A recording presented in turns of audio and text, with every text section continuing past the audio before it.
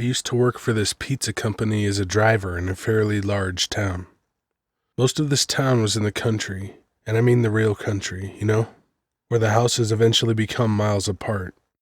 Anyway, I was next up for a delivery. Of course, it was located out in the middle of nowhere. The in-store GPS says about 40 minutes away from my store. Like I said, middle of nowhere. I grab the pies and load up my car. I try to locate the home address on my GPS. Non-existing. This sort of thing was common since the houses were so far out that the GPS couldn't find an address. I sighed and did what I always did. Lit a cigarette, blasted my tunes, and tried to find the area around where my GPS was located. I leave around 11 p.m. The drive was long, but speeding helped a bit. Eventually, I end up at this underdeveloped neighborhood. This had to be the place, and I figured the houses were not vacant because some of them had lights on and cars parked in front of them.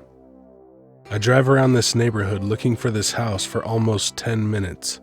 It's a big neighborhood, and a lot of it was just dark roads and giant acres of grass patches, some of which I thought were lakes because there were a lot of them.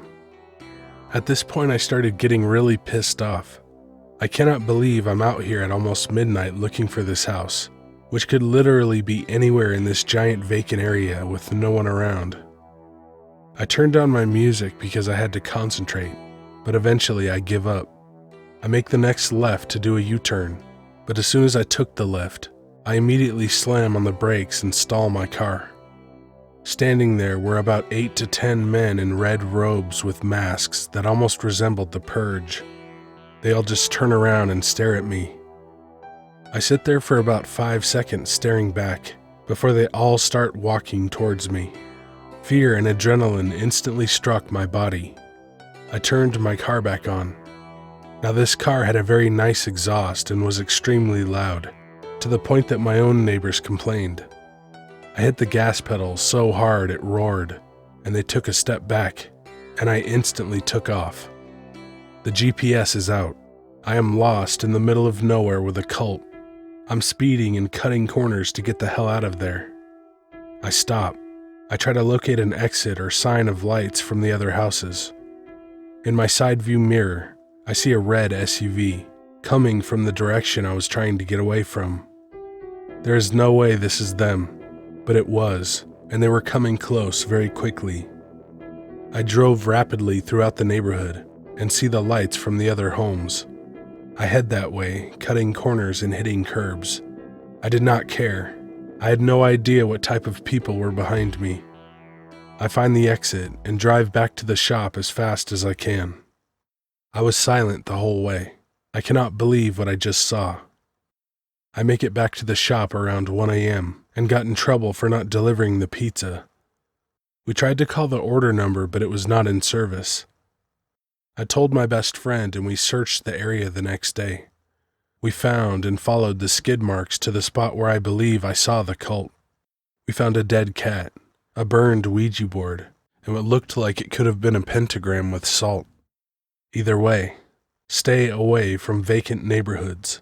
I will never forget that night.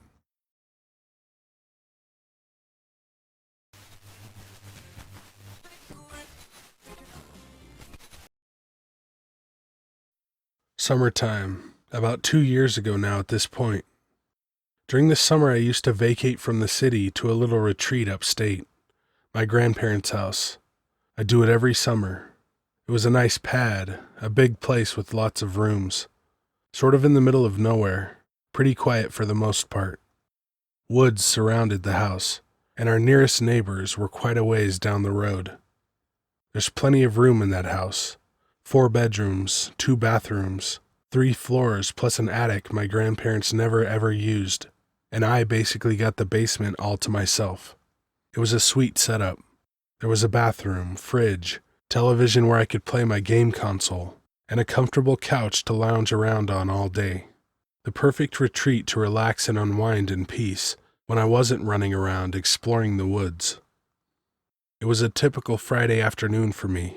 I had just gotten off work around 5 p.m. I'm ready to unwind and settle down for the rest of the night when my grandparents informed me they're going out with 2 friends to catch a show before going to dinner, and that they'd be back later. I was stoked to hear this, as I love having the house to myself, especially after a long day. After ensuring everything is off and all the doors are locked, I watch them leave and order a pizza. After it arrives, I retreat to my little man cave in the basement. I lock the door so if I fall asleep, my grandparents won't wake me up if they decide to check on me when they arrive home. Everything was going pretty great. A few hours pass, and by this point the sun is completely down, concluding a very lazy Friday afternoon. It's roughly 10 p.m., and I'm in the middle of watching my show when I hear the floorboards creaking upstairs, the signal that my grandparents returned home. It sounded like there were 4 sets of feet instead of 2, so it was a safe bet they brought their friends over for company, which was pretty common. I hear chairs creaking and sounds of conversation, so I turn up my TV and lounge back. Before I know it, I'm drifting off to sleep, and just as I was about to, I hear the doorknob up above jiggle. I ignore it and just relax. After about 2 hours of peacefully laying there, I decide to call it a night and head upstairs to my real bed. It's midnight now and all's quiet up above, so I assume everybody's gone to bed already. So I get up from the couch and head upstairs to the first floor. I unlock the door, and a few of the kitchen lights are on as well as the TV, but for some odd reason, it was muted. I figured my grandma probably was in the bathroom and was wrapping up her show or something, so I left everything on and walked over to the stairs to the second floor. This is when I realized something wasn't right. From the downstairs, you can see the doors to every room. At night, when my grandparents are asleep, they usually keep their doors closed, and obviously the bathroom door closed if someone is using it. When I looked up, however, the upstairs was pitch black, and I could see every single door was open. I called out, but I didn't get any response at all.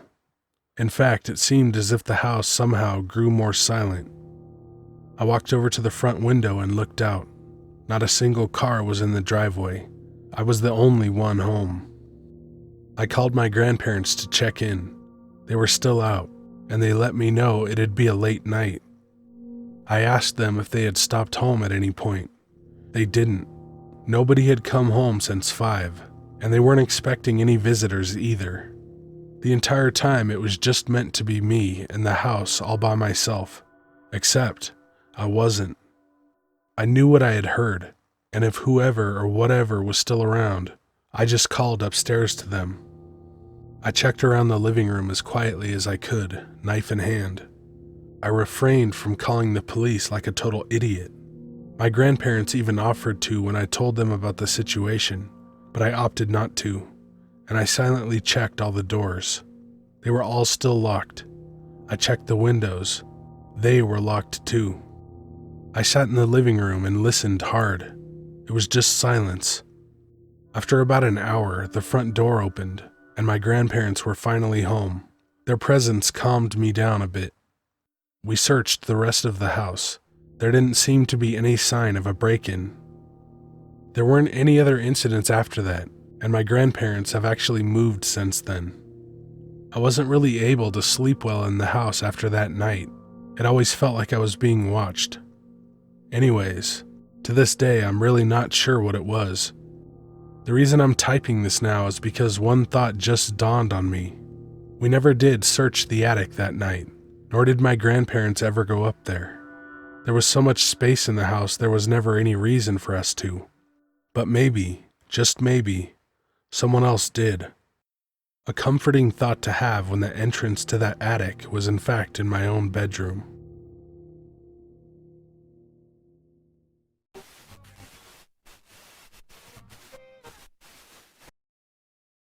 This experience has caused me a lot of anxiety, and it actually feels therapeutic typing this out.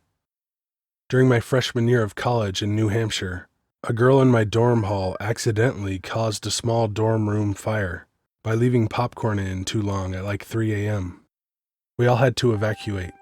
The fire trucks came, and the RAs made a pretty big stink about it.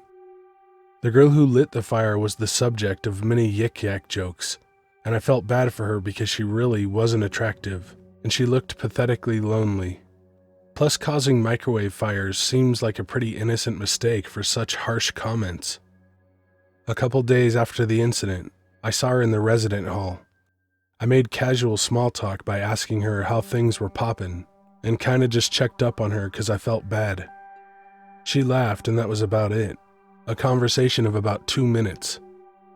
Fast forward to a week later, and I hear a knock on my dorm door, and the same girl, who I am now going to refer to as Popcorn, comes literally running into my room with no hesitation.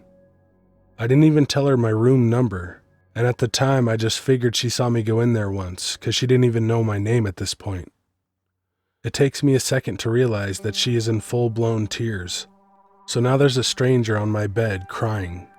So I counsel her like the bleeding heart that I am and ask her what's going on. She tells me that the black dining hall cook sexually assaulted her and the college wouldn't fire him, and she was suffering emotionally because of it. Being a victim of assault myself, I really sympathized with her situation and gave her my phone number in case she needed help walking to the dining hall. I don't take sexual assault lightly. The night after our conversation in my room, I got a call from her. She wanted me to walk her down to the dining hall because the black cook that assaulted her was working that day. I walked her down to get food, and she just lit up like a glow stick and a whole new person emerged. Like it didn't matter that the guy that did that to her was in the room. She was talking my ear off about Pretty Little Liars, One Direction, etc. A lot of things I just didn't really care about. But then again, she had no one to talk to and the situation was complicated. I just listened and nodded my head. Over the course of about 2 weeks, give or take, I had walked her down to the dining hall about 4 or 5 times. She may have been a victim of assault, but she was also a very annoying and unappealing person. She talked about herself in third person for God's sake. Her story about the assault became inconsistent, and there were always new major developments about what happened. The story kept changing to something much more drastic and severe. It went from assault to full-on gang rape as her story developed. Then she made a comment one day along the lines of how she wished that someone would drop a bomb on black people so they would finally learn to stop raping. This made me immediately uncomfortable and unsettled. I didn't want to walk her down or interact with her anymore. The week of Thanksgiving reprieve, I went back home to visit my family, while Popcorn stayed on campus. During that week, I had 60 missed phone calls from Popcorn. One day, I even had 20 calls in the span of a couple hours. No normal person does that. Red flags definitely were raising if they hadn't been already. When I got back to the campus, there was a knock on my door, and sure enough, it was Popcorn crying again. She tells me that because I wasn't on campus to protect her, she was raped by a Muslim guy while walking to Panera Bread, and the Filipino RA groped and slapped her boobs. If red flags were being raised, then this was full-on sirens. I'm no rape apologist by any means, but the rape ratio was expositionally high, especially since these 3 assaults happened within a month's time frame, all by people of color, seemingly at random. She was making these stories up to elicit some sick form of sympathy, and as an actual victim of assault, I was beyond offended. I told her I had to leave for class, and ran the hell out of there to my friend to ask for advice. It got crazy really fast. I warned the RA officers about her, and they told me they would talk to her. During class, I was up to 100+ missed phone calls, and a series of individual messages that just said, "Hi." I was done with this shit. I wanted nothing to do with her. I blocked her number and went back to my dorm. That week, after classes, I just went straight to my room. I did not want to see her. One day, I had to go to the bathroom, so I walked to the stall to do my business. I'm just casually in there peeing with my pants around my ankles, when Popcorn literally fucking crawls on the bathroom floor and dips her head underneath the stall door and says, "Ha! I knew you would eventually come out." I am freaked the fuck out and in near tears. I tell her I'm wicked busy, that I don't have time for her, and that I was upset that she was invading my privacy. It took a lot of courage to do, because I struggle deeply with confrontation. She tells me all about how she is thinking of dying, because her mom died when she was young. Some manipulative shit that I was just not in the mood for. I leave her in the bathroom and go to my room and lock the door. I watched some YouTube and took a nap when I was rudely awakened, not by knocking, but pounding on my door. I did not answer. The pounding just continued and got louder. "Open this door or I'm going to kill you," she kept saying. "Open this door or I will kill you." And she just waited and waited outside my dorm, singing songs into the door cracks for an hour. I was so scared I just cried and called my dad to pick me up from school. I didn't have many friends that lived on campus since it was a small college, and a lot of people commuted, and this whole situation just made me feel so isolated. My mental health was deteriorating rapidly. The RAs had been informed of the threats made at my door by other students. They saw what she was doing, but she was only given a warning.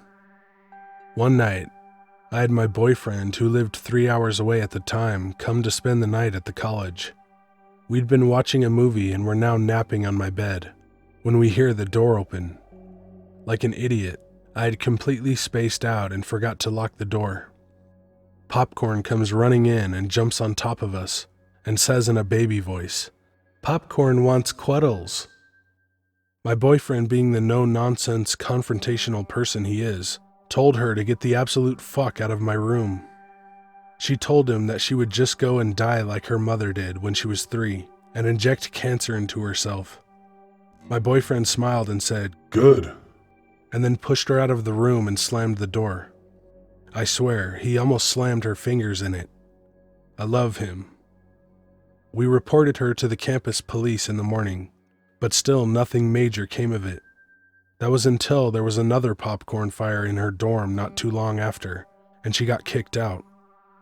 I wish that's where the story ends with her, but unfortunately, no. After she left the dorms, my resident life became a lot easier. I made a lot of new normal friends, and I was feeling a lot less anxious. One day, a girl in one of my classes invited me to go to the mall to go get our nails done. Now, this nail salon had clear glass, so you could see the rest of the outside mall when you're getting your nails did. I'm all relaxed when all of a sudden, I see Popcorn's fucking face pressed up against the glass of this nail salon, and she's with this morbidly obese neckbeard. I'm getting my nails done, and she is literally staring at me through the window for a good 10 minutes with this man. To say I was unnerved was an understatement. I told my friend what was going on, and we booked it out of there, and they tried hard to follow. In retrospect, that is when I should have called the real police.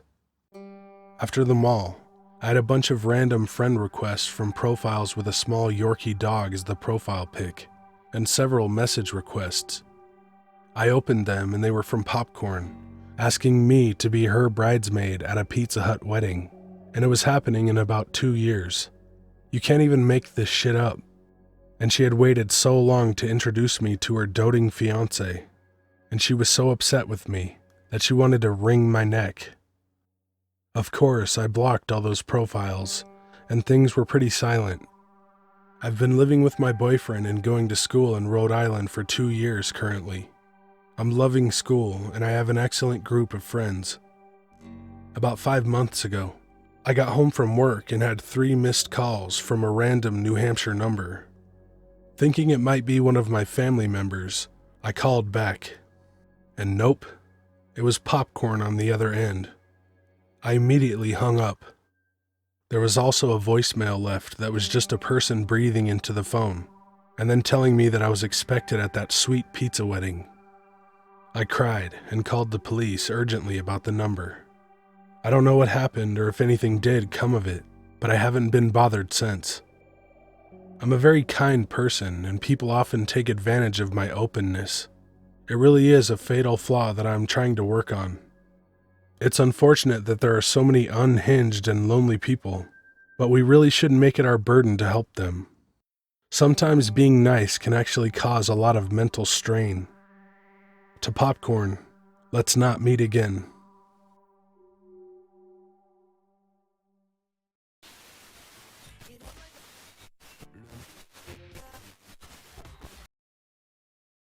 While this happened to my mother and not myself, I've heard it so many times I know every detail. And she doesn't internet so good, so otherwise you'd never hear this story. My mother's grandparents had an old farmhouse out on a farm deep in the country. When my great-grandfather passed away, my great-grandmother stubbornly lived in the house alone, at the behest of the rest of the family for a long while, before she finally moved to the city, citing not being able to keep up the house and farm on her own. After moving out, the house way out in the country was empty. My mother, 16 or 17 years old at the time, thought it a perfect place to party and have several friends over. My straight-laced, very religious great-grandfather would definitely not approve. They weren't there for more than 15 minutes and had just put a pizza in the oven when stuff started happening in rapid succession. First, an interior door to his bedroom slammed shut.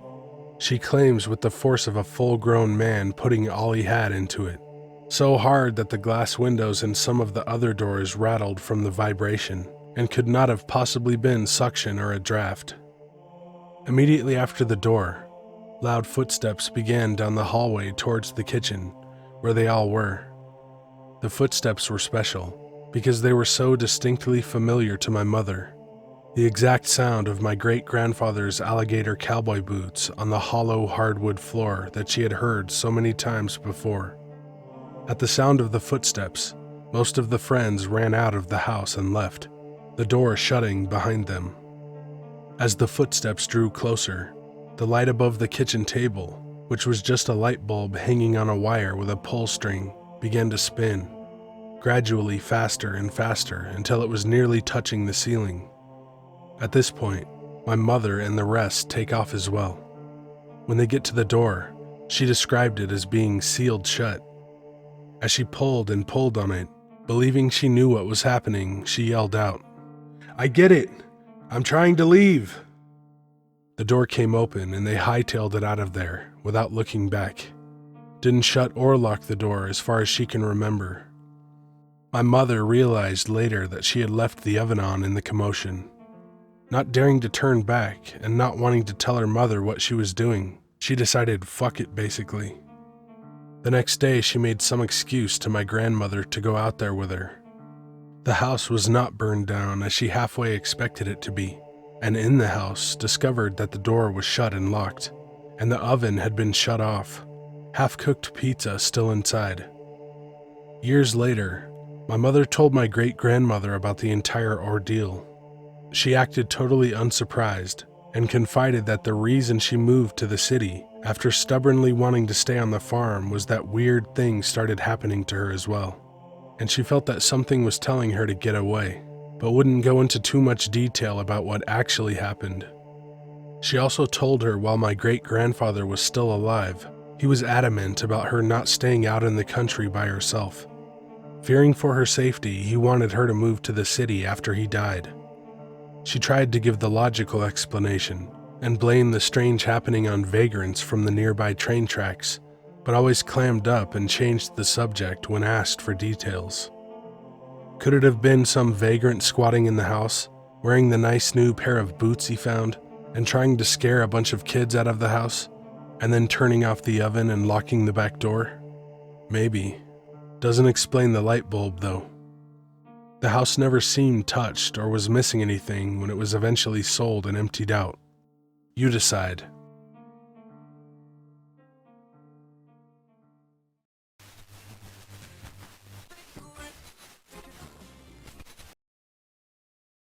I work at a fairly large pizza chain as a delivery driver to pay my way through college. I started while still in high school in my hometown.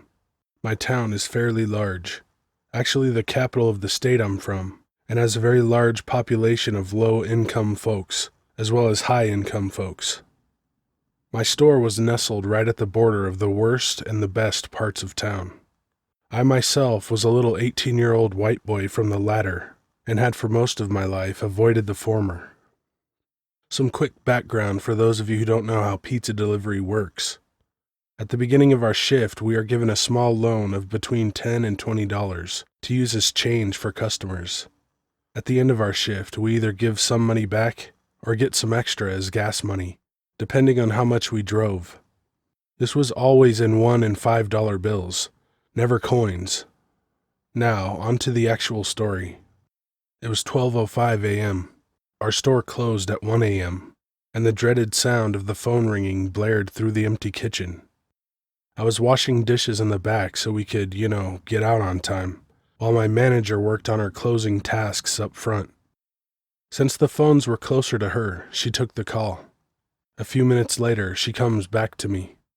She's a really sweet old lady, and was one of my favorite people to work with. I'm sorry, Em.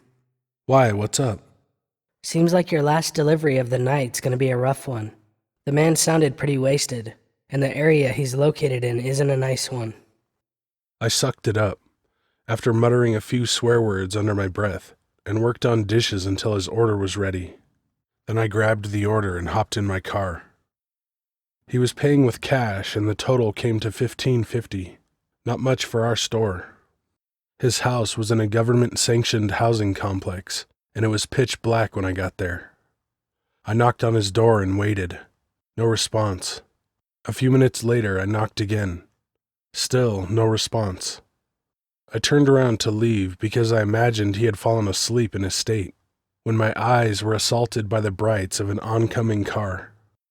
He pulled all the way up onto the curb, almost hitting me, and stumbled out of his car. He was grumbling something, but it was slurred. "Here's your pizza, sir. That'll be $15.50. He shoved $16 into my hand. "Here you go, you little fuck." "Thank you, sir. Have a good night." I started walking to my car. "Where the fuck do you think you're going?"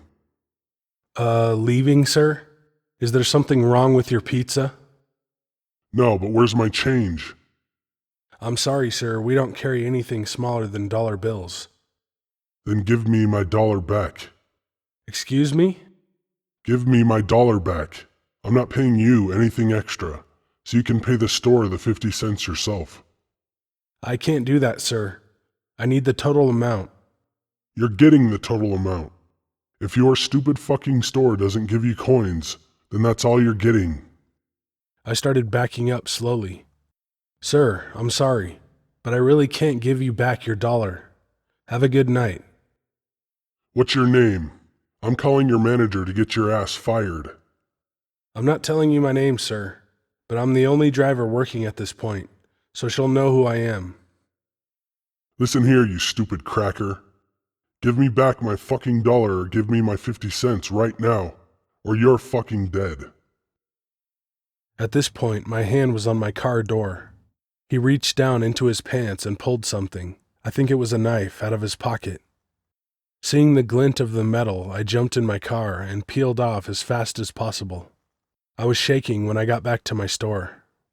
I told my manager what happened, and she blacklisted his area and gave me her tips for the night from the front counter. I'm still a little shaken years later, but I'm just glad I lived. I've since moved to a new town and haven't had a similar experience. However, I have plenty of other great stories from both locations if you guys are interested.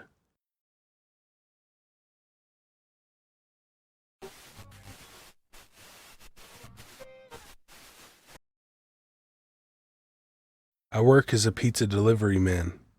I haven't dealt with anything too excessive, maybe a few rude customers here and there, but overall most of my experiences have been overwhelmingly positive.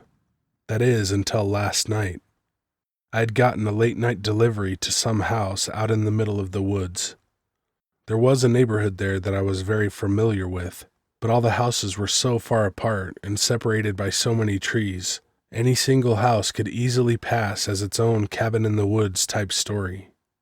I had grown accustomed to travel through back roads in the dead of night, though, so that didn't faze me. I simply put the address into my GPS and left. It was an unusually dark night, and I couldn't see any addresses on any of the houses, so I had to rely on my GPS to tell me when I got to the house, and I even ended up passing it a few times and having to turn around. The GPS was acting up, and the only reason I could tell that it was the house was because a man showed up. He was standing at the end of the long wooded driveway flagging me down. Customers will frequently do this if they have an address that's hard to read, or no address marking at all, so it was a nice sentiment. I pulled up and the man smiled at me and walked back to the house as I followed behind him. He then entered, shutting the door behind him, which confused me, but he easily could have just been getting his wallet. While I waited outside, I began to examine the house. It's old. Weeds have overtaken it. Pieces of the walls are straight up just snapped. Overall, I felt bad for the old man. His house looked abandoned. I sat and waited, and he never came out. I decided to knock to remind him of my presence, and as soon as I did, a banging began on another door to the left. This, of course, startled me, but I figured it was just a dog or something, as things like this happen all the time. But it wasn't barking, just banging on the door. I could hear its claws scratch at the door with every bang, and it just kept getting louder and more intense. I stood alone in the dark, a little freaked out, but nothing too out of the ordinary. I knocked a few more times, but every time the banging on the door got more and more intense. Finally, it went silent. I heard the doorknob turn, not the front doorknob, the door to the left that the dog was banging on. It wasn't a smooth motion either. It sounded like someone playing with the doorknob until it finally clicked. Could the dog have done it? I mean, I've seen that happen on funniest videos. The door creaked open, and I was met with a face coming out from the side. Was it a dog's face? I couldn't tell. It was dark, and all I could make out was a stark white face with large black beady eyes, and a small black dot at the center I assumed was a snout. However, it couldn't have been a dog. From where the head was peeking out, it must have been at least 5'5", and it was perfectly sideways, as if some person was simply peeking out the door trying to conceal the rest of their body. Suddenly, I hear a faint whisper tell me, "I'm sorry about the wait. Your money is right inside here. I'll take the food." It was dark and I could barely see. I've never had a bad experience, so as freaked out as I was, I chalk it up to me being unable to properly see this man's face and began approaching him. That's when I noticed the door had a number on it, 4121, but I know that the address is actually 4221. I had been saying it in my head over and over as I tried to find the place. Finally, an excuse to get out of here, without seeming rude. I politely say that I just checked, and I have the wrong address, and walk back to my car, refusing to look back. Once I get in my car, I glance over to the door to see the man standing outside, staring me down. Same disturbing dog-like face as before, but now that he's out of the door, I can see his very much human shape. I calmly backed out and went to the actual house I was meant to go to, and apologized for the late delivery. I explained to them the error I made, and then relayed to them how confused I was that this guy seemed to also have ordered a pizza. They laughed about it, and I got a pretty nice tip. I returned to the store and told my manager the story, and he looked at me confused. There was no delivery to 4121, and we're the only pizza place that delivers in Miles. Hell, we're the only restaurant that delivers in Miles. So I have no idea what the hell that was all about. Why was some man standing at the end of his driveway, and why did he flag me down and bring me to his house?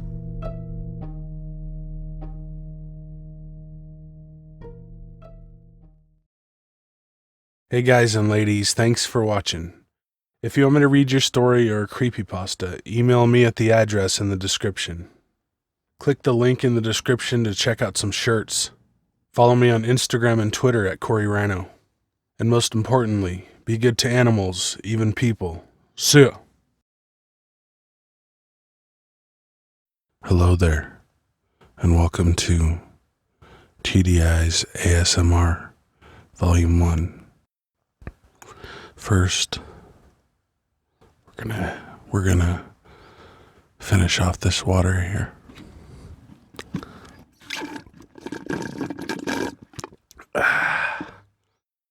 ASMR, if you didn't know, is I don't have a clue what it is, except for that people do it.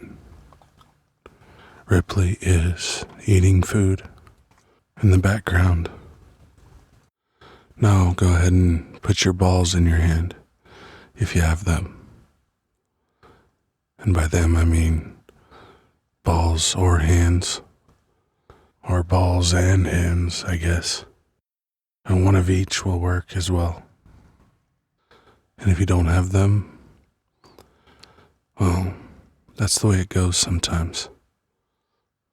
There. Isn't that nice?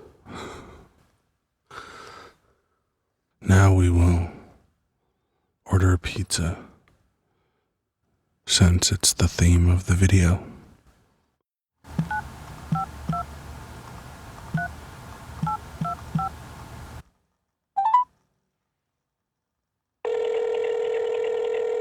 Sal's Pizzeria. Hello. Hello? Hi. Can you speak up? I can't hear you.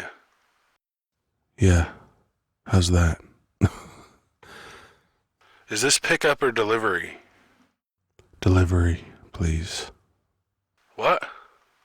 I said delivery. Buddy, can you talk a little louder? I can't hear you. Yes. I would like a large pepperoni pizza, please. And my address is 308 Negra Arroyo Lane. Thank you. Well, speak up, you asshole. I can't understand what you're... This is gonna be yummy. So this has been ASMR with TDI, Volume 1. Ripley enjoying some water. Fresh spring water from a creek. Next time, maybe we'll call my mom or something. That could be fun. And if this part of the video made you fall asleep, you'll probably be woken up shortly. And I don't apologize. So, wait a minute. I already said my tagline, or my slogan, or whatever you want to call it. So, goodbye. Yo, snämma, Bergsbus, Rish. I'd grown accustomed to travel. I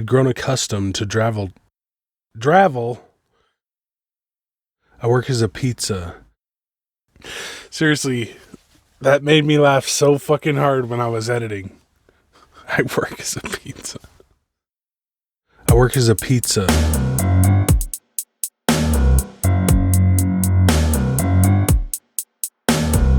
I work as a pizza.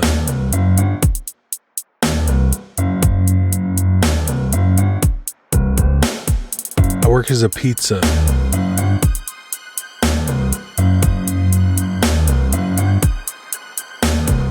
I work as a pizza.